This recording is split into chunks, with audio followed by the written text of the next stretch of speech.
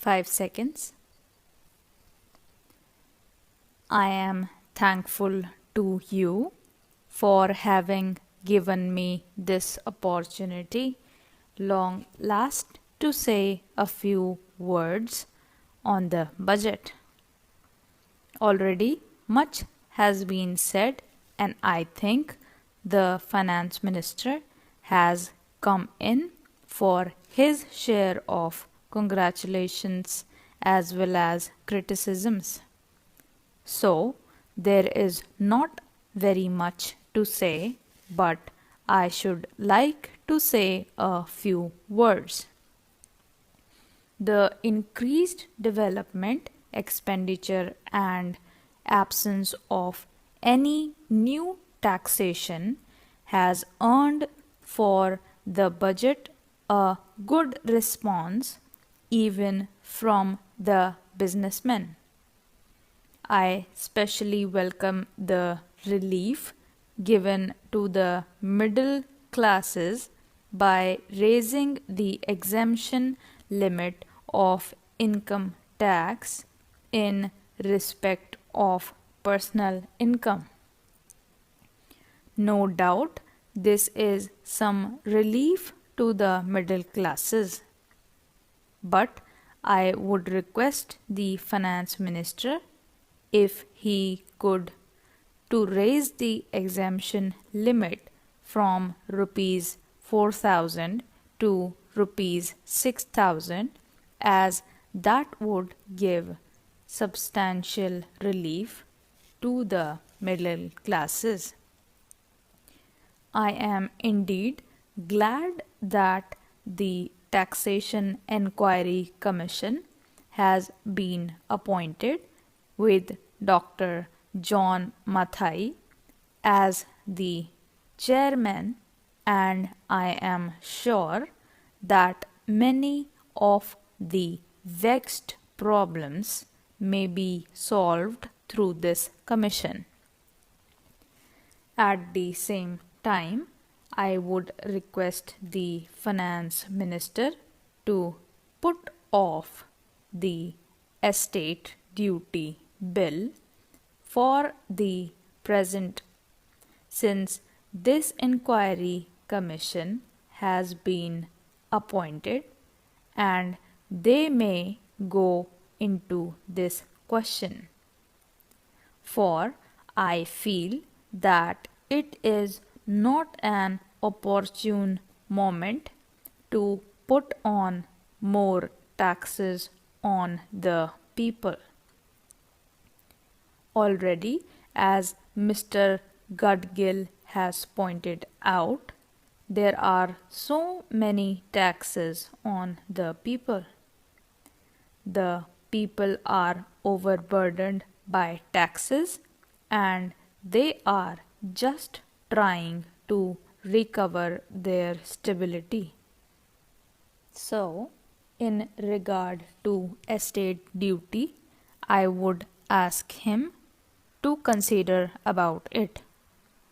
My reason for asking it to be postponed is, as I have said, that the people are still facing economic distress, and then our government is not able to offer the amenities which other countries have, where the estate duty exists, such as free compulsory education for children, free medical aid, homes for the poor and the destitute, old age pension, etc.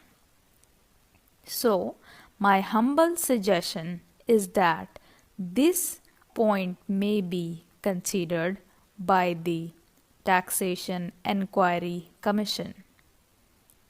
I agree that there is a brighter side of the picture, and that instead of continually harping on our poverty, we should also see the bright side. we are making encouraging progress towards laying the foundation of a welfare state. With the cooperation of all the implementation of the 5-year plan, I am sure, sir, that we should be able to lay the foundations and fulfill the dreams of India.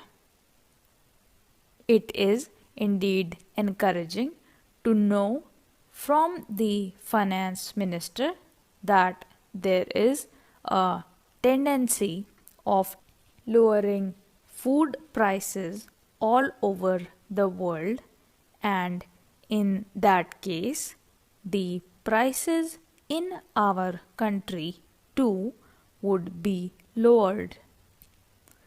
Regarding defense, for obvious security reasons, I do not agree with my friends who say that the expenditure should be curtailed.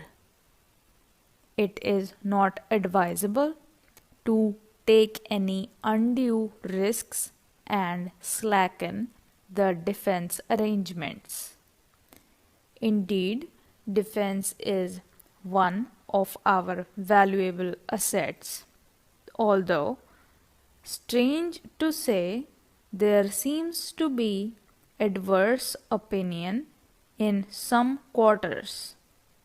I agree with what General Cariappa once said, that God and army are remembered only when there is trouble.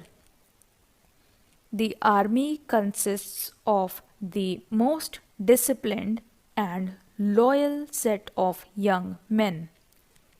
It would not be proper to effect economy in the play of these brave officers, as it would not be an incentive for the right type of young men to join the army, and it would become ineffective and inefficient.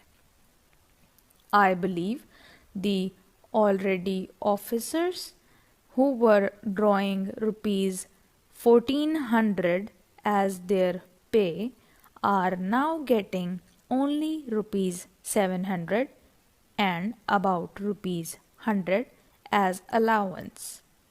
That is, they are getting about half of what they were getting before.